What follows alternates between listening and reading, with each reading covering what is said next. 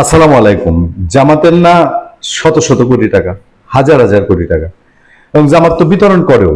জামাত তাদের যাদেরকে টার্গেট করে এদের পেছনে তো সারা বছরে মনে হয় শত হাজার কোটি টাকা ইনভেস্ট করে, আস্তে আস্তে শিবির বানায়, শিবির থেকে জামাত ইসলামী বানায়। তো এক ইফতার বিতরণের জন্য, ইফতার কি দুস্থদের মধ্যে ইফতার বিতরণের জন্য জামাতের এই তুলকালাম কাণ্ড, নিজের নাক কাটার দরকারটা কি বললো আমি বুঝলাম না। ওই চাইনিজ এমবেসি পুরা ইফতার দিচ্ছে, আপনারা দেখছেন এর আগের দিন, এটা হচ্ছে 27 রমজানের দিন বাংলাদেশে, যেটা হচ্ছে আপনার 17 মার্চ 2026-এ। খুব ঢাকঢোল পিটিয়ে আগের দিন জামাত ইসলামী থেকেও পিডিয়াকে দাওয়াত দেওয়া হয়েছে যে জামাতের ইফতার বিতরণ কর্মসূচি আছে দুস্থদের মাঝে, সেখানে চাইনিজ অ্যাম্বাসেডর তিনি উপস্থিত থাকবেন। কিন্তু কোথায় যেন গণেশ উল্টে গেল, রাত থেকেই নানান দিকে তর্ক বিতর্ক। আমি আপনাদেরকে শুরুতে একটু জানাই যে জামাতের যে ইফতার বিতরণ কর্মসূচি জামাত যেভাবে ইনভাইট করেছিল, জামাতে ইসলামী তারা ফুডপ্যাক বিতরণ, সেখানে বলছে মিরপুরের মণিপুর উচ্চ বিদ্যালয় মাঠে শেরপাড়া শাখা 3 দুস্থদের মাঝে ঈদ উপহার বিতরণ। বুঝেন, জামাত ইসলামী বলছে তারা দুস্থদের মাঝে ঈদ উপহার বিতরণ করছে। মিরপুর 10-এ অবস্থিত আদর্শ উচ্চ বিদ্যালয় মাঠে দুস্থদের মাঝে ফুডপ্যাক বিতরণ। তারা তাদের যে ভেরিফাইড ফেসবুক পেজ আছে সেখানেও লিখছে, মিরপুর 10-এ অবস্থিত আদর্শ উচ্চ বিদ্যালয় মাঠে বাংলাদেশ জামাতে ইসলামী ও চীনের যৌথ উদ্যোগে, বাংলাদেশ জামাতে ইসলামী এবং চীনের যৌথ উদ্যোগে দুস্থদের মাঝে ফুডপ্যাক বিতরণ। একদম জামাতের যে ফেসবুক পেজ আছে সেখানে পোস্ট দেয়া। এতে উপস্থিত থেকে ফুডপ্যাক বিতরণ করেন সম্মানিত আমিরে জামাত ও মাননীয় বিরোধী দলীয় নেতা ডাক্তার শফিকুর রহমান ও ঢাকাস্থ নিযুক্ত চীনের মান্যবর রাষ্ট্রদূত মিস্টার ইয়াও ওয়েন। মানে জামাত তার ফেসবুকে অফিসিয়ালি ডিক্লেয়ার করছে যে তারা চীন এমবেসির সাথে যৌথভাবে দুস্থদের মাঝে ফুডপ্যাক বিতরণ করছে। তার মানে জামাতও কিছু পয়সা করিয়ে দিচ্ছে, চীনও কিছু পয়সা করে দিচ্ছে। ব্যাপারটা তো এরকমই হওয়ার কথা, তাই না? চাইনিজ এমবেসিও কিছু পয়সা করে দিচ্ছে। কিন্তু চাইনিজ এমবেসি সেদিন তাদের যে ফেসবুক পেজ, সেখানে তারা লিখেছিল Chinese embassy in Bangladesh donates food packs to Dhaka resident for Eid ul Fitr. সেখানে তারা জামাতের সাথে যৌথভাবে এটা করেছে, তারা বলে নাই। On March 17, the Chinese embassy in Bangladesh donated Eid ul Fitr food package to resident in Bangladesh Ambassador Yeo Wen and Dr. Shafiqur Rahman, Amir of Bangladesh Jamaat Islami, attended the donation ceremony with over 1000 local resident participants. 1000 মানুষের মধ্যে Chinese embassy বলছে তারা এটা food pack বিতরণ করছে, সেখানে guest হিসাবে ছিল জামাতের আমির। আর জামাত বলছে তারা যৌথভাবে চাইনিজ এমবেসির সঙ্গে এই ফুডপ্যাক বিতরণ করেছে। খটকাটা তখন থেকেই লাগে, মানুষ আস্তে আস্তে বুঝতে থাকে জামাত কি চাইনিজ এমবেসির গাড়ি বন্দুক রেখা খুব ক্রেডিট নিতে চাইলো নাকি।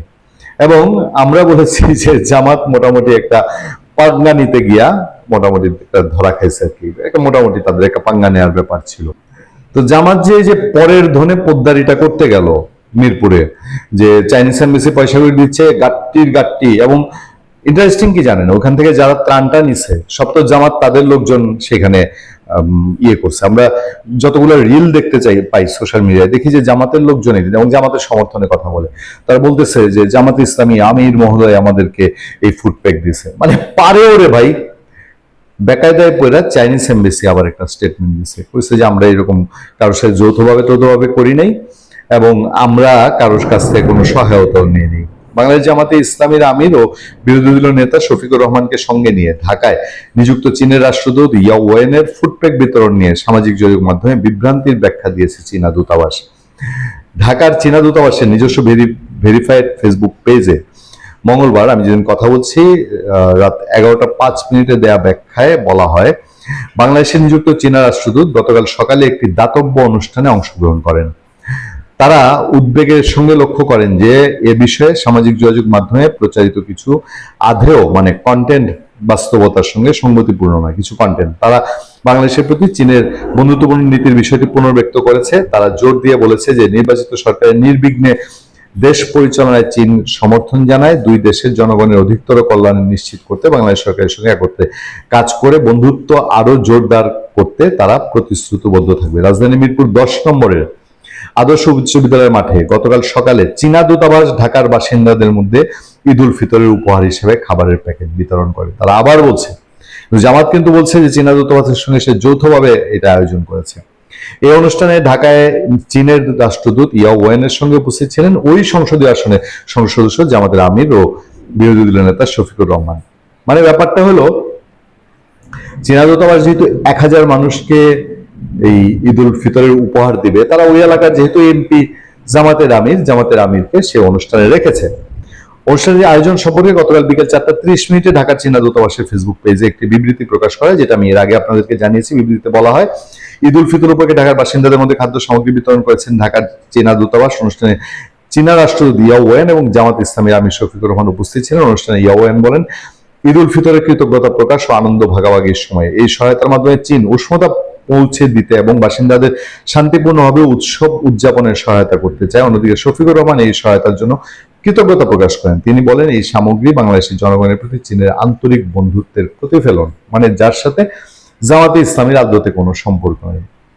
উপরন্তু ওই অনুষ্ঠানে জামাতের আমির গিয়ে তিনি সেখানে একটা পুরো পলিটিক্যাল বক্তব্য রাখার চেষ্টা করেছে। তিনি ওখানে চীন নিয়ে সেই তিস্তা প্রকল্প নিয়ে বক্তব্য দিয়েছেন। এ নিয়ে আমরা এর আগে আপনাদেরকে আলোচনা করেছি, আমি এটা বিস্তারিত টানতে চাই না। মানে দেখেন কতগুলা গেম, রাজনীতি যে কি ডেঞ্জারাস একটা জিনিস।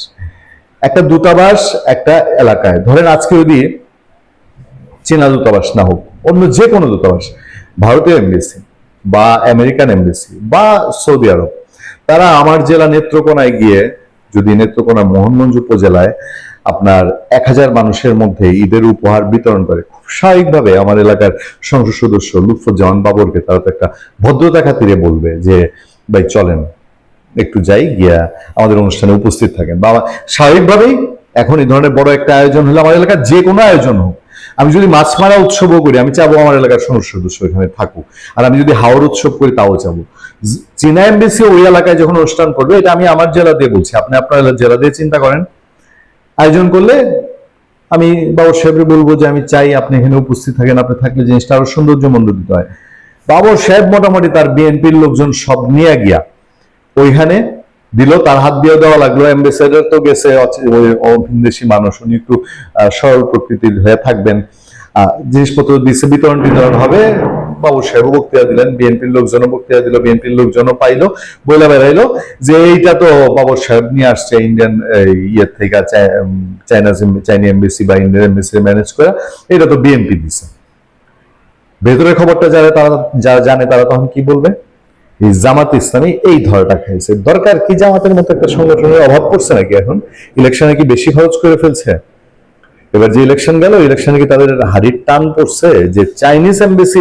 আর চাইনিজরা তো মুসলিম বিদ্বেষী। আমি যদি এই কথা বলি, চাইনিজরা তো পুরোপুরি মুসলিম বিদ্বেষী একটা দেশ, তারা তো একটা স্বৈরাচারী কান্ট্রি। তারা সুযোগ পাইলে মুসলিম কতল করে। উইঘুর মুসলমানদের একেবারে গোষ্ঠী শুদ্ধ পৃথিবীর অমানবিকতার যদি কোনো নিদর্শন থাকে, সেটা তো উইঘুর মুসলিমদের উপরে হইতেছে।